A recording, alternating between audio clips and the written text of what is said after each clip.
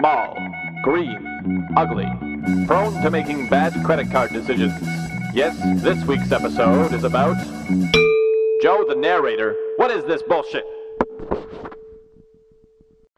Recently, a study by the Rand Corporation concluded that the guaranteed way for any Western household to survive the current economic crisis is to invest in a personal goblin. To help you, the consumer, make the right choice, they contacted us here at In a Handful of Minutes to walk you through a selection. Right then, goblins.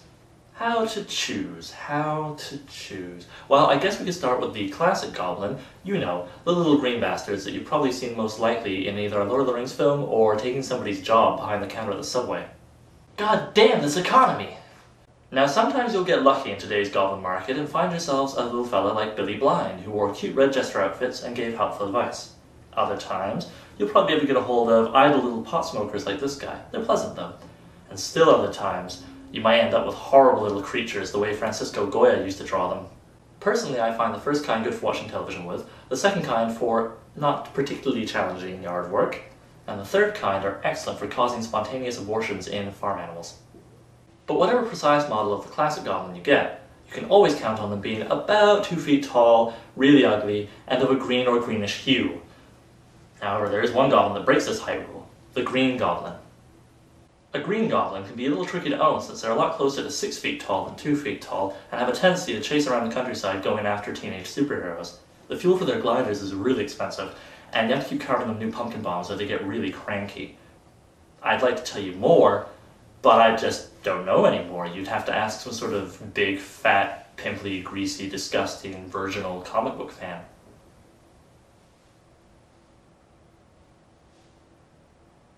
Frankly, I think that if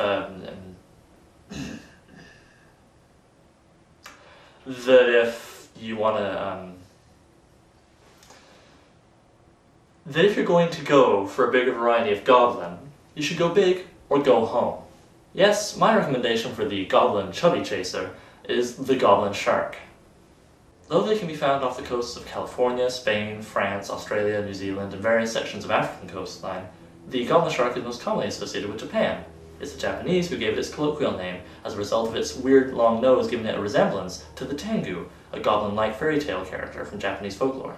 You'll want a very deep pool because goblin sharks like to live around the bottom of the ocean, usually found around 250 meters deep, though one was found at 1300 meters deep.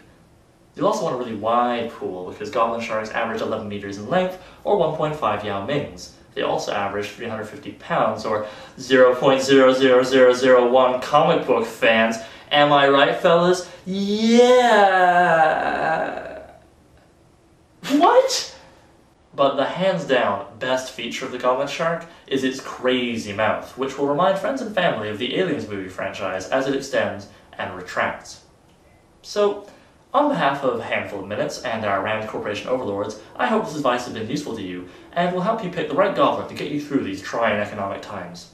What kind of goblin have I gone with? Oh, only my own personal favorite. Goblin.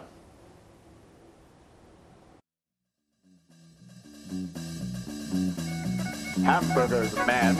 I don't mean to be stirring up any controversy, but I'd just like to take this opportunity to share a little something about myself. Frankly, I think hamburglers should be given the death penalty. Yes, I said it.